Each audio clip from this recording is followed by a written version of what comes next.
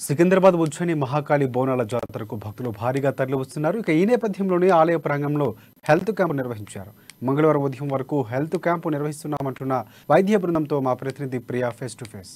ఇప్పుడు సికింద్రాబాద్ మహాకాళి ఉజ్జయిని బోనాల జాతరలో ఫ్రీ మెడికల్ క్యాంపు కూడా భక్తులకు అందుబాటులో ఉంది. సో వీళ్ళు ఎప్పటి నుంచి చేస్తున్నారు? నిన్న సాయంత్రం నుంచి వచ్చారా? అసలు ఇప్పటి నుంచి ఉన్నారా? హలో మేడం, నమస్తే. నమస్తే అండి. మీ పేరండి? Doctor Sausheelya. Doctor Sausheelya madam, ఇక్కడ ఎప్పటి నుంచి వస్తున్నారు మేడం? నిన్న ఈవినింగ్ 8 o'clock నుండి స్టాల్ స్టార్ట్ చేసాము. ఈ round the clock 24 hours stalls ఉంటాయి. షిఫ్ట్ డ్యూటీస్లో ఉన్నారు. ప్రతి ఒక్క షిఫ్ట్లో ఒక మెడికల్ ఆఫీసర్ ఉంటారు, ఒక స్టాఫ్ నర్స్ ఉంటారు, ఒక ల్యాబ్ టెక్నీషియన్, ఒక ఫార్మసిస్ట్ ఉంటారు. సో 24 hours షిఫ్ట్ చేసుకున్నాము. Morning 8 to 2, 2 to 8, night 8 to 8 ఉంటారు. ఇప్పుడు జాతర అయిపోయేంత వరకు కూడా, రేపు రంగం అయిపోయేంత వరకు కూడా మీరు ఇక్కడే ఫ్రీ ఫెసిలిటీ ఇస్తున్నారా? ఉంటాము. ట్యూస్డే మార్నింగ్ వరకు మాకు మెడికల్ క్యాంప్స్ జరుగుతాయి ఇక్కడ. ఎవరైతే ఇబ్బంది పడ్డారో ఇక్కడ వచ్చి ట్రీట్మెంట్ తీసుకున్నారా? వచ్చారు చాలా మంది. ఇప్పటికీ ఒక 47 members వచ్చారు మార్నింగ్ నుండి. ఎక్కువ శాతం వరకు కళ్ళు తిరగబడము, ఫాస్టింగ్ లో వస్తున్నారు ఇక్కడికి చాలా మంది దర్శనం కోసము. వాళ్ళందరూ కూడా వచ్చి షుగర్ టెస్ట్ చేస్తున్నాము, బీపీ చెక్ చేస్తున్నాము, అవసరం వాళ్ళకి మెడిసిన్స్ ఇస్తున్నాము, ఓఆర్ఎస్ ఇస్తున్నాము.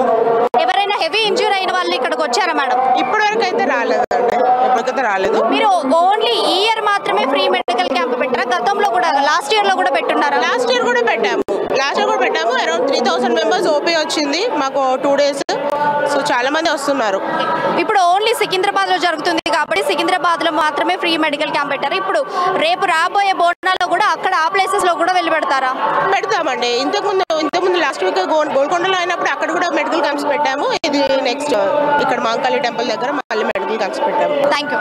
మనకైతే చూసుకుంటే ఉదయం నుంచి కూడా భక్తులు అధిక సంఖ్యలో తరలి వస్తున్నారు. ఇది సాయంత్రం వరకు కూడా నిరంతరంగా జరిగేటువంటి అవకాశమే నెలకొంది. అయితే ఇప్పటికే భక్తులు ఇంత అధికంగా వస్తున్నారంటే ఇంకా పలహారం వంటి సమయంలో ఇంకెంతమంది భక్తులు వస్తున్నారో, ఇంకా రేపు చూసుకుంటే రంగప్రవేశానికి, గజేంద్రుడి ఊరేగింపుకి, భవిష్యవాణికి ఇంకెంతమంది భక్తులు అది తరలి వస్తారనేటువంటిది మనం వేచి చూడాల్సిందే. సో కెమెరామ్యాన్ రాజుతో ప్రియా.